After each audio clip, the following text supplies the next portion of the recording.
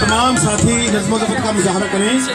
अभी केक काटने की रस्म अदा की जाएगी।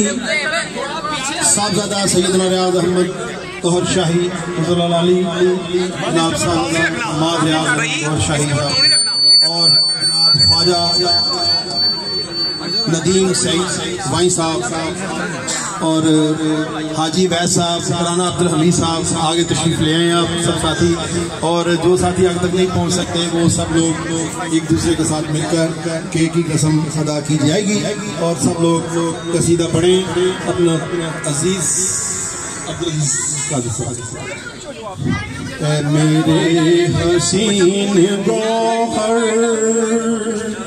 अल्लाह नबी के दिल है मेरे हसीन गौहर अल्लाह नबी के दिल पर लालो नगीन गौहर है मेरे हसीन गौहर।